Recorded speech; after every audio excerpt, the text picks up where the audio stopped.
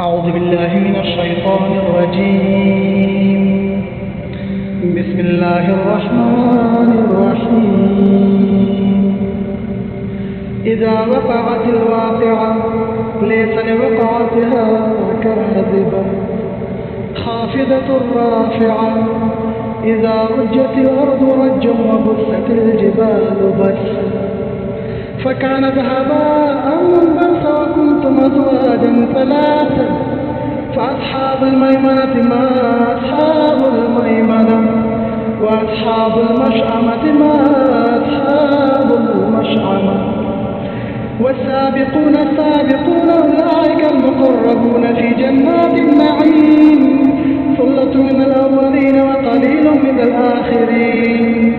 على سرر موضونة متكئين عليها متقابلين يطوف عليهم ولدان مخلدون بأكواب وأباريق وكأس من معين لا يصدعون عنها ولا ينزفون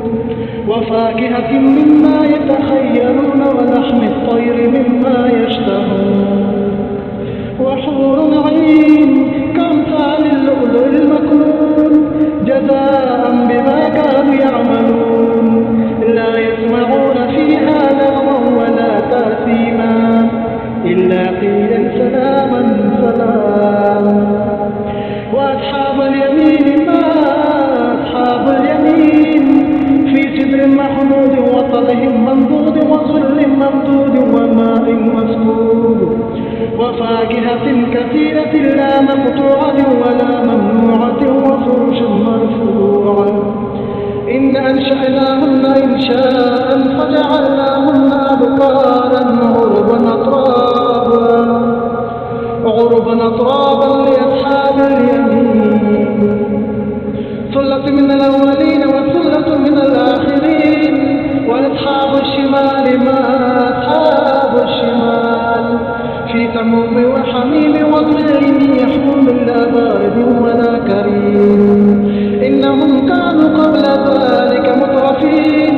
وكانوا يصرون على الحنث العظيم وكانوا يقولون إذا متنا وكنا ترابا وعظاما أئنا لمبعوثون أو آباؤنا الأولون قل إن الأولين والآخرين لمجموعون إلى ميقات يوم معلوم ثم إنكم أيها الضالون المكذبون لآكلون من شجر من زقوم فمالئون منها البطون فشاربون عليه من الحميم فشاربون شرب الهيم هذا نزلهم يوم الدين نحن خلقناكم فلولا تصدقون أفرأيتم ما تمنون أأنتم تخلقونه أم نحن الخالقون نحن قدرنا بينكم الموت وما نحن بمسبوقين على أن نبدل أمثالكم وننشئكم فيما لا تعلمون ولقد علمتم النشأة الأولى فلولا تذكرون أفرأيتم ما تحرثون أأنتم تزرعونه أم نحن الزارعون لو نشاء لجعلناه حطاما فظلتم تفكهون إن لمغرمون بل نحن محرومون أفرأيتم الماء الذي تشربون أأنتم أنزلتموه من المزن أم نحن المنزلون لو نشاء جعلناه أجاجا فلولا تشكرون أفرأيتم النار التي تورون أأنتم أنشأتم شجرتها أم نحن المنشئون نحن جعلناها تذكرة ومتاعا للمقوين فسبح باسم ربك العظيم فلا أقسم بمواقع النجوم وإنه لقسم لو تعلمون عظيم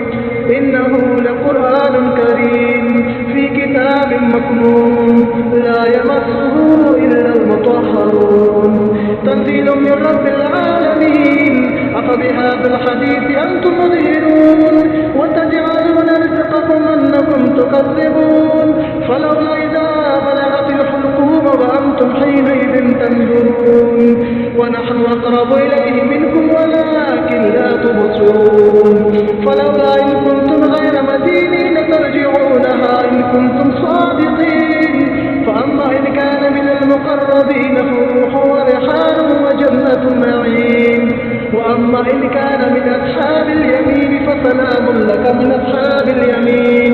وأما إن كان من المكذبين الضالين فنزل من حميم وتصلية جحيم إن هذا لهو حق اليقين فسبح باسم ربك العظيم صدق الله العظيم. أعوذ بالله من الشيطان الرجيم. بسم الله الرحمن